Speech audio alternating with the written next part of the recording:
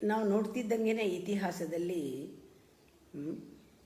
Time ಹೇಗಿದೆ, ಜನಗಳು ಹೇಗಿದ್ದಾರೆ, ಜನಗಳ ಮನೋಧರ್ಮ ಹೇಗಿದೆ, ಅದಕ್ಕೆ ತಕ್ಕನಂತೆ ರೂಲ್ಸು, ರೆಗ್ಯುಲೇಷನ್ನು, ನಿಯಮಗಳು ಎಲ್ಲ ಬದಲಾಗ್ತಾ ಇದೆ. ಇದು ಸಹಜ. ಒಂದೇ ಹಿಂದಿನ ರೂಲ್ಸ್ ಇಟ್ಕೊಂಡ್ರೆ ಇವಾಗ ವರ್ಕ್ ಆಗಲ್ಲ. ಅದು ಅದರಲ್ಲೂ ವೈಜ್ಞಾನಿಕ ಒಂದು ಯುಗ ಇದು. ಇಲ್ಲಿ ಇಂಟೆಲಿಜೆನ್ಸು ಬೇರೆ ಒಂದು ಲೆವೆಲ್ನಲ್ಲಿ, ಆಯಾಮದಲ್ಲಿ ಕೆಲಸ ಮಾಡ್ತಾ ಇರುತ್ತೆ. ಅದರಲ್ಲೂ ಮಕ್ಕಳಿಗೆ ತುಂಬ ಎಕ್ಸ್ಪೋಜರ್ ಜಾಸ್ತಿ ಇರೋದ್ರಿಂದ ನಾವು ಪರಿಸ್ಥಿತಿಯನ್ನು ಒಪ್ಕೊಳ್ಬೇಕು.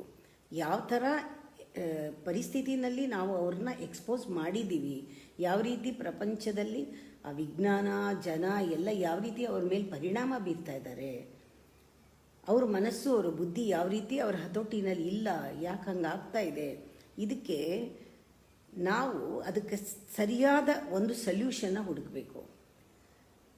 ಆಗಿನ ಕಾಲದಲ್ಲಿ ಕೊಡ್ತಾ ಇದ್ದಿದ್ದು ಮೆಡಿಟೇಷನ್ನು, ಉಪದೇಶ ಎಲ್ಲನೂ ಆಗಿನ ಕಾಲದ ಮನೋಧರ್ಮದವ್ರಿಗೆ. ಇವತ್ತು ಮನೋಧರ್ಮ ಬದಲಾಗಿರೋದ್ರಿಂದ ನಾವು ಮೆಡಿಟೇಷನ್ನು, ಧ್ಯಾನ ಇವೆಲ್ಲ ಟೆಕ್ನಿಕ್ನೇ ಚೇಂಜ್ ಮಾಡಬೇಕು. ಅವ್ರಿಗೆ ಅರಿವಾಗೋ ಹಾಗೆ ಮಾಡಬೇಕಾದ್ರೆ ನಾವು ಅದೇ ಹಿಂದಿಂದೇ ಹೇಳಿದ್ರೆ ಆಗಲ್ಲ. ನೀವು ಕೂತ್ಕೊಂಡು 1000 ಗಾಯತ್ರಿ ಜಪ ಮಾಡಿದ್ರೆ ಮಾಡಲ್ಲ ಅವನು. ಅವನಿಗೆ ಬುದ್ಧಿಗೆ ಗೋಚರವಾಗುವಂಥ ಟೆಕ್ನಿಕ್ಸ್ ಅಂದರೆ ಹೊಸ ಥರ ನಾವು ಗುರುಗಳಾದವರು ಕಂಡು ಹಿಡಿದು ಅವ್ರಿಗೆ ಹೇಳಬೇಕು. ಅವ್ರ ಜೀವನದಲ್ಲಿ ಅವ್ರು ಮಾಡ್ತಾ ಇರೋ ಕೆಲಸ ಇನ್ನೂ ಚೆನ್ನಾಗಿ ಮಾಡೋಕ್ಕೆ ಏನು ಮಾಡಬೇಕು, ಅವ್ರು ಸಂಪಾದಿಸ್ತಾ ಇರೋ ದುಡ್ಡು ಇನ್ನೂ ಹೆಚ್ಚು ಆಗೋಕ್ಕೆ, ಒಳ್ಳೆ ಧರ್ಮದಲ್ಲಿ ಸಂಪಾದಿಸೋಕ್ಕೆ ಏನು ಮಾಡಬೇಕು. ಭಗವದ್ಗೀತೆ ದುಡ್ಡು ಸಂಪಾದಿಸ್ಬೇಡ ಅಂತ ಹೇಳಲಿಲ್ಲ.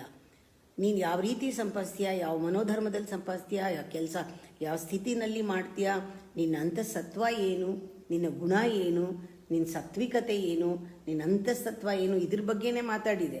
ಆ ಇನ್ನರ್ ಗ್ರೋತ್ ಬರೋ ಅಂಥದ್ದು ಏನಾದರೂ ನಾವು ಮಾಡಬೇಕು.